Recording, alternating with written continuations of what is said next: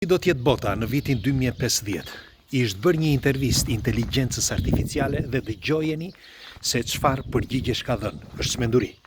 Ndiqeni deri në fund të video dhe do dëshira një komentin tuaj. Kush është rastësisht të bëj like faqes që të jemi sërish dhe do t'ju them. Profesori quhet Piero Speroni dhe ky profesor është i universitetit këtu në Rom. Ka bërë një intervistë inteligjencës artificiale së bashku me stafin e tij. Për ata që nuk janë të informuar, inteligjencë artificiale ose ChatGPT është bazohet në inteligjencë artificiale. Inteligjencë artificiale është ndërtuar nga ose nëna e inteligjencës artificiale është një shqiptare.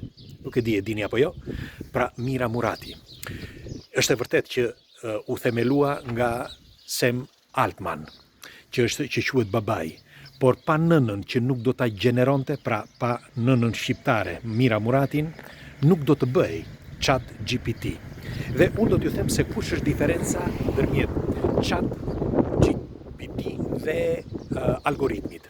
Algoritmi, sepse më përpara përdorej algoritmi edhe sot përdoret, po algoritmi përdoret për kur ju bëni një kërkim, çfarë do lloj kërkimi në telefon ose në kompjuter, dhe ju jep një informacion. Informacioni është ai dhe kaq, kurse inteligjenca artificiale e përpunon, pra përpunon të gjitha informacionet që gjenden në rrjet më të mirat dhe t'jep përgjigjen më të mirë. Në sintezë, inteligjenca artificiale e zbërthen vetë atë përgjigje që kërkon që t'jap ty. Dhe dëgjoni se çfarë përgjigjesh ka dhënë në intervistën që ka bërë profesori. E ka pyetur si do t'jetë bota në vitin 2050 dhe i ka thënë që pikë së pari ju keni frikë nga inteligjenca artificiale se mos merr vrumë dhe bëhet më e rëndësishme se njeriu. Shikoni se çfarë ka thënë inteligjenca artificiale, pra ChatGPT që ata i kërkuan.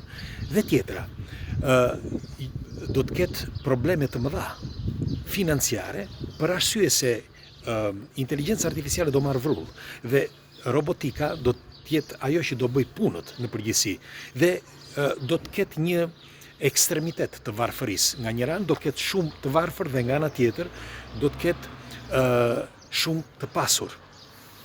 Mirë po të pasurit do mbeten ata që janë, kurse të varfrit do shtohen gjithmonë më shumë. Pra do ndahen në dy deg, nuk do ketë një deg të mesme, që dikush do t'jetë që ecën mirë, jeton mirë dhe të tjerët janë super të pasur. Jo, por të ketë super të varfër dhe do ketë super të pasur. Këtë e tha Chati dhe si që thash, përgjigja është epike. Tjetra, do të ketë probleme të mëdha klimatike, sepse klima po ndryshon dhe siç e dim, ka vite që nuk respektohen më stinët. Dhe edhe pse disa mendojnë që këto janë fantazi, pra që problemet e klimës nuk ekzistojnë, nuk është e vërtet. Sepse sidoqoftë klima ka ndryshuar jashtëmase, si ju thash, dhe ka probleme të rënda. Bile thjesht për t'u informuar, këtë vit nuk ka patur shumë ftohtë dhe nuk ka rënë shi. Gjë që çdo vit, unë mbaj mend që kur isha i ri, para 20 viteve, cikli ishte perfekt. Në shtator fillonte shiu, në tetor fillonte ftoma, deri në janar sa fillonte ngrica. Pastaj në shkurt mars lindin lulet dhe pastaj fillonte vera. Pra ishte çdo gjë ishte perfekte. Klima ishte perfekte dhe respektonte stina njëra tjetrën. Sot jo. Kështu që Chati për mendimin tim ka të drejtë. Por unë pyes dhe ju do të dëshiroj një mendimin tuaj. Tjetra, duhet të dini që nga momenti që ChatGPT krijua, Mira Murati iku. Pse iku Mira Murati? Kur tregohet se duhet të dini që siç e thash, Sam Altman është ai babai i inteligjencës artificiale, po pa nënën, që është Mira Murati, nuk do të lindte inteligjencë artificiale, pra ai ChatGPT që sot e përdorin që të gjithë. Dhe ajo kur kuptoi se kishte diçka, mendoj unë, kuptoi që kishte diçka të fortë pas kësaj, u tut. Si gjithë të tjerët, sepse të gjithë ata që përdorin inteligjencën artificiale ose robotikën kanë kuptuar që ka diçka pas kësaj që është vërtet paramendse. Përgjigja tjetër e ChatGPT ishte që makinerit do marrin hovë dhe do jenë ato që do bëjnë punë më të madhe dhe do vendosin në të ardhmen. Pra, sipas llogaritjeve që bën chati, ai thotë që ka mundësi që ti, pra si njeri, nuk më intereson më. Dhe në qoftë se nuk më intereson më chati, mund të jap një urdhër ose mund të dalë një çmendur nesër dhe thotë, ok, do ta ngacmoj chatin që të bëj të pamundurën. Hedh një virus. Pra, një gjë vetme mund të shkatërrojë njerëzimin brenda një dite. Dhe përsëris edhe një herë, këtë që të gjithë e dinë dhe që të gjithë heshtin dhe se nuk mund të bëjnë dot asgjë. Sepse çdo gjë në jetën tonë të përditshme varet eksaktësisht dhe direkt nga inteligjenca artificiale ose nga dispozitivet që kemi, nga telefoni, nga kompjuteri, çdo gjë. Çdo gjë është virtuale. Madje çdo gjë në të ardhmen do bëhet virtuale, siç e kemi thënë. Dhe në qoftë se çdo gjë do bëhet virtuale, do menaxhohet nga sistemi. Sistemi është inteligjent, pra është vetë inteligjencë artificiale.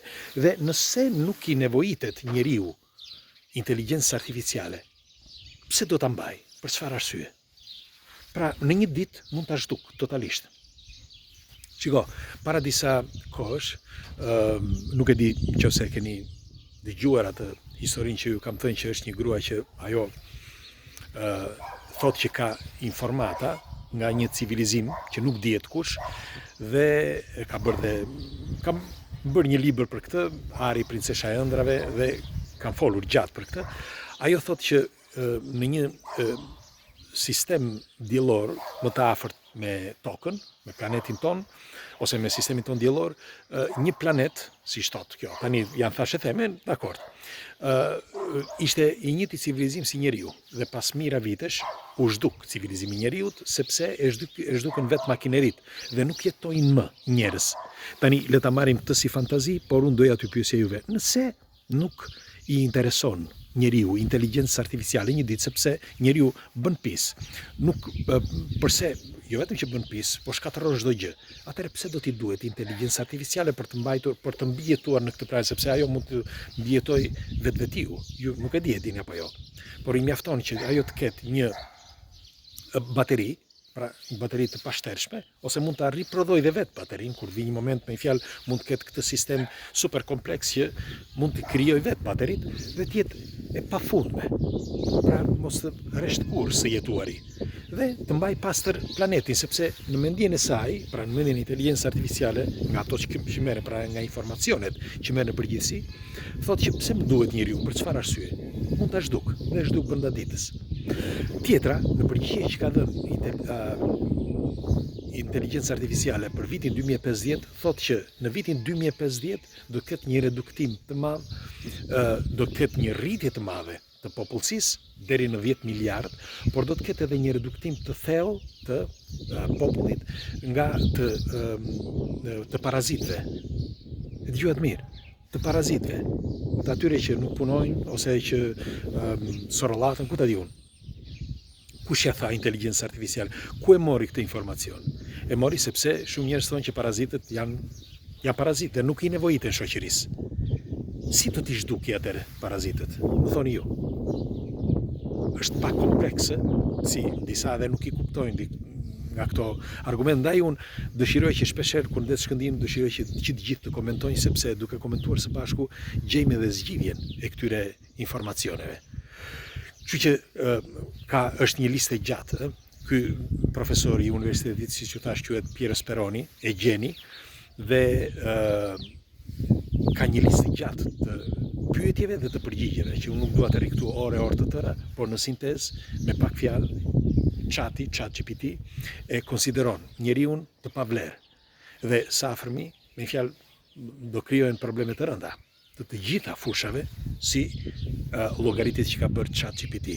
Kështu që unë do të dëshiroja një komentin tuaj, çfarë mendimi keni, dhe siç ju thash, edhe pse disa mendojnë që i bëjmë që të gjitha shqiptarët, të mbani mend, ChatGPT, nëna e ChatGPT është shqiptare, Mira Murati, mbajeni mend.